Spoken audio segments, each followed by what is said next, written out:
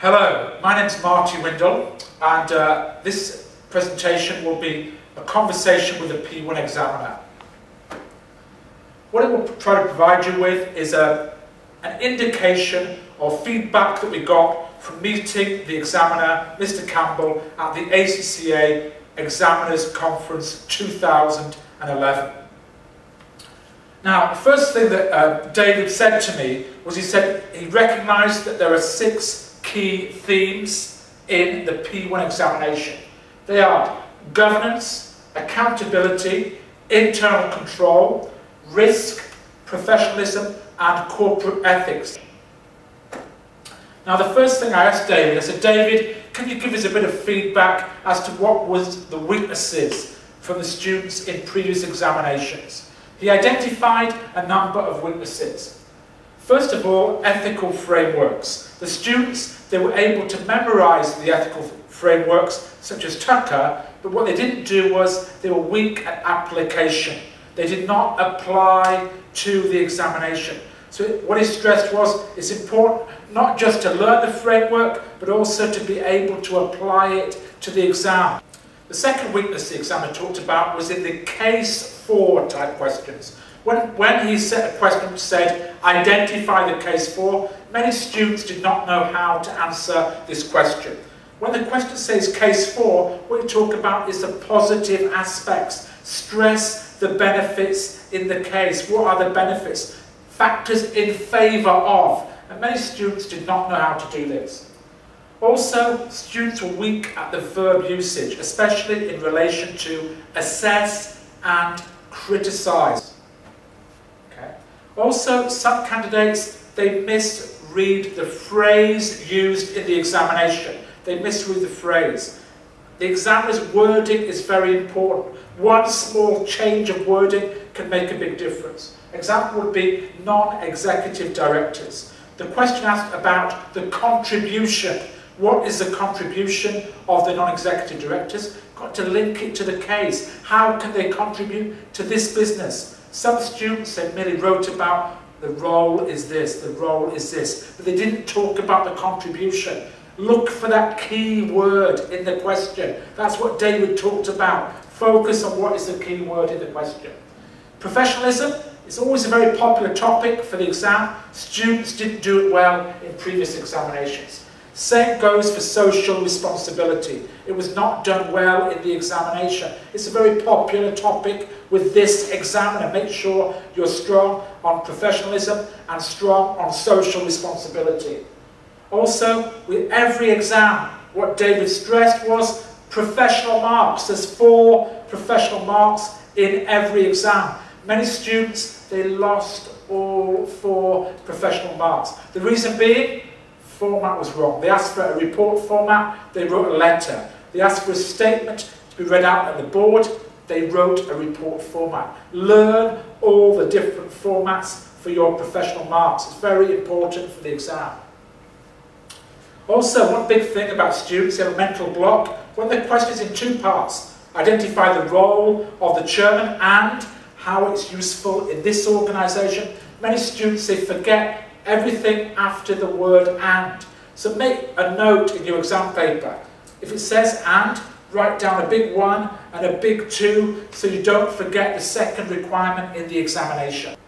The other big tip David gave me, David said sometimes people conclude things from silence. What am I talking about?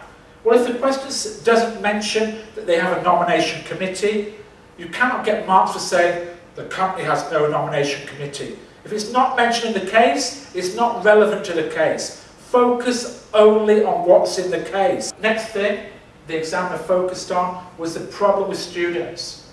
They always include advice. Everybody wants to be a consultant.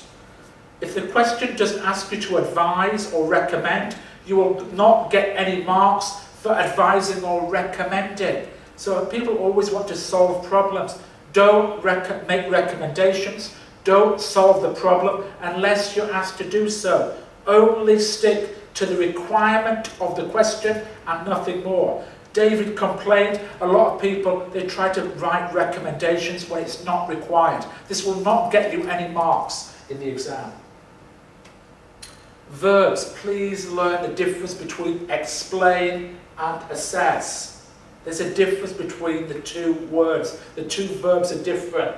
Explain and assess, evaluate and criticize. They've got specific meanings. You've got to cover two aspects. So please learn what each verb means and how we use this in the exam. Now, I asked David, I said, David, can you tell me, David, what's on the exam? Of course, he wouldn't tell me. But he didn't tell me that he will be focusing on the new material in the exam. So you have to be strong on the new material. The first one is dynamic risk assessment. You must realise that risk is not static. Risk assessment, in terms of likelihood and consequences, will change over time. When risk assessment changes, the way we manage the risk will also change. So that could be a question in your exam.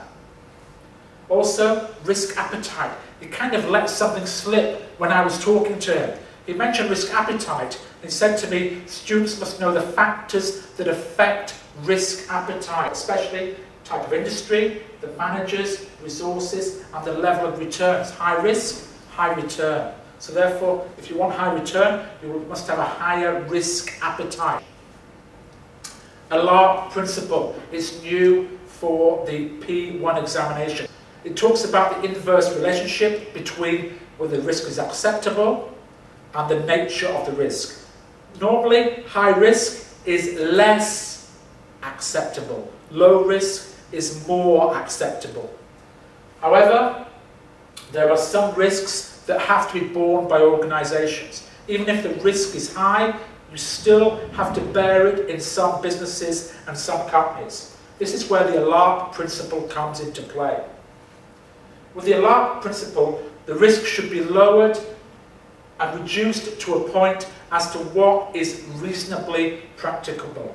So you try to minimise your risk. When you're faced with a high-risk environment, high-risk organisation, you try to minimise the risk to a level which is as low as reasonably practicable, given the costs in mind. Okay, so if we look at an example of this, how we might ask it in your exam.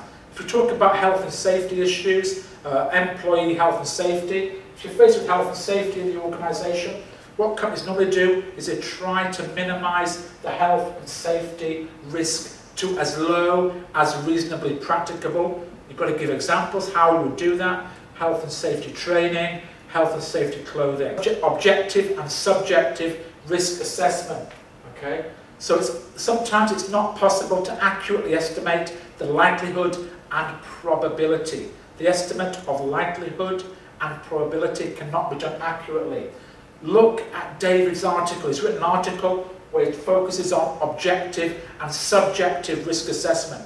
His articles are very, very predictive. They always come in the exam. So before the examination, on the night before the exam, always read David's last two articles. Make sure you read them the night before the exam.